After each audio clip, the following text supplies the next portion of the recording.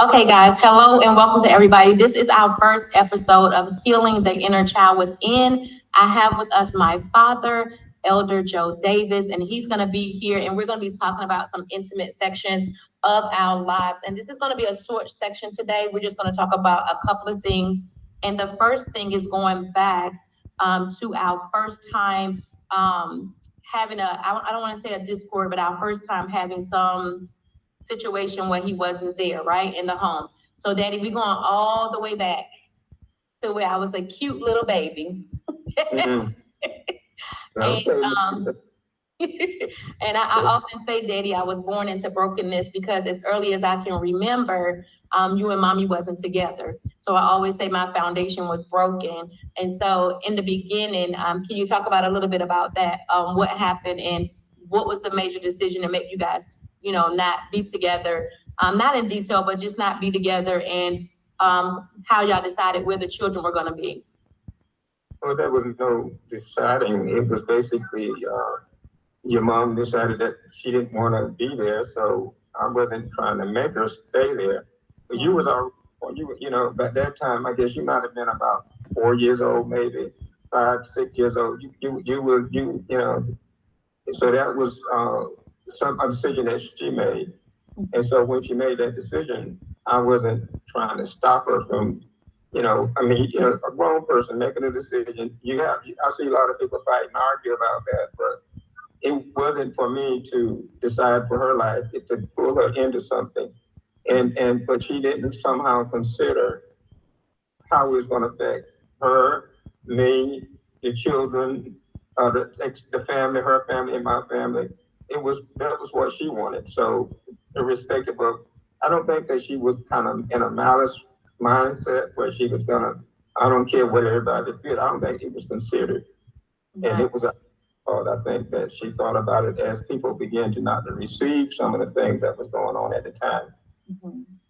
Okay, and that kind of takes me back because I remember sometimes I hear her say, "Well, her and my bonus dad has been together since I was 2 months," but I remember specifically being in an apartment with you guys, and I know that I was walking and I know that I was talking, so that brings that empty void for me because that makes sense now that you said I was about 4 or 5 years old. So that makes sense. And so in the early parts of it, I know that it was difficult to actually, it's even difficult now, I guess, to talk about these things. But my thing was, I knew my father, right? And I also say that Boot is a wonderful bonus dad. He's a wonderful stepfather. But because I knew you, it was kind of like, that's just what I wanted to do.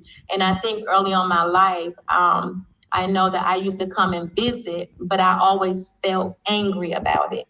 And I didn't understand because I felt like, my brother Terry, my stepbrother Terry, that he was, from a woman that you were dating, but he got to be around you, he got to be around you. So in some weird way, I got closer to him, but I was actually, I think, holding some feelings a bit about how the whole thing was played out.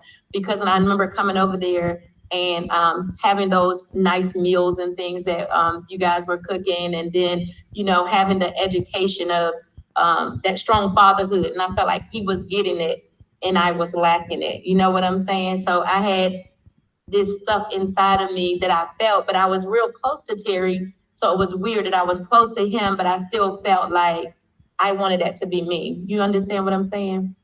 Mm-hmm. Yeah. Yeah.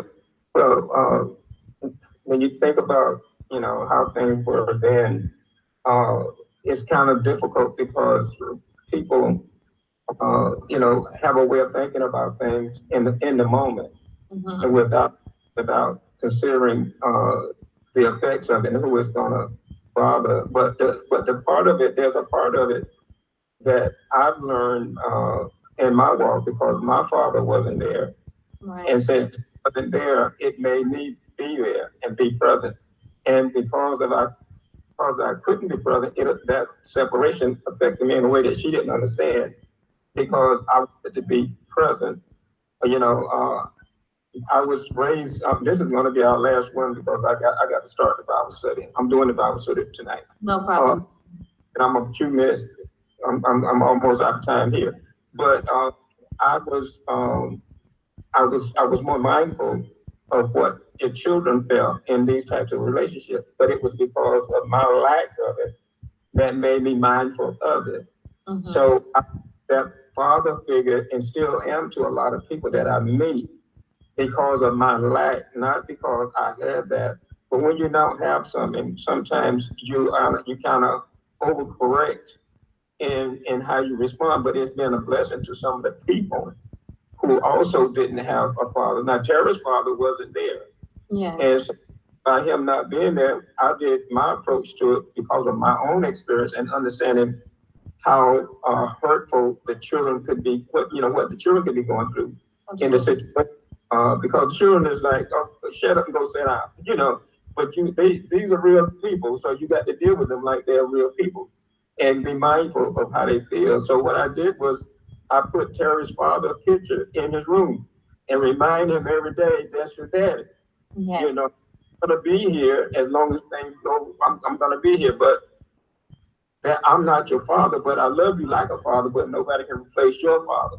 So I want you to see your father every time you go into your room. Right. Just keeping the fathers, even with Danielle. I came home one day. We're going fast forward with this some 30 years or so, but I came home one day and her dad was leaving the house, not my house, and I stopped him and I spoke with him and I told him, look, anytime you want to come to see your daughter, you come to see your daughter. Don't let what's happening with her mom and me interfere with you coming to see your daughter. But he took it. He didn't come back. He never showed back up. After that's been 20 some years ago. It's been about 20 years ago, around 20 years or so ago. And he never back. And he said his excuse was he didn't want to disrespect me. Well, to me, that was a lame excuse because you need to come see your daughter. And don't use me as a reason, use respect for me as a reason to disrespect your daughter. Right. I just didn't, it just didn't work for me. Right. So that, as you say, you have to go for Bible study, but that is a good segue into what we'll be doing on the next episode, talking about the importance of the father in the home, especially when it's a blended family. So I really appreciate you coming on, doing this small intro with me so that we can get prepared for the full season of Healing the Inner Child. I think these conversations that we held they really they're healing me. And I didn't even think about how hurt I was until you had your battle with cancer. And I felt like I almost lost you. Then everything that I didn't say or want to say or needed an answer for, I was kind of like panicking. And I was like, well, I need all these answers like right now. But I'm grateful that, God has healed you and that I can actually talk to you in this moment. And actually, so many people out there that's dealing with blended families, not having the mother or the father. We're just dealing with your section of it. I know there's mothers that's absent as well. So I appreciate you so much. What you gonna say? Let me just say this and that because when you know that it's a blended family, then we're mindful of who the other parts of the family, the fathers and the mothers and the other sibling in the family. But they have a blended family, don't know it. Right. They don't know that that's not their dad, or they don't know that that's not their mom. Mm-hmm. And so it brings another burden on a person. Now, how you going to deal with it once you know? Because if you find out after you're 30 years old or 40 years old that person wasn't your dad and you thought it was all your life, that's a painful part, that thing right there too to have to deal with. Because then you think about the deception of somebody that you love and trust. Mm-hmm.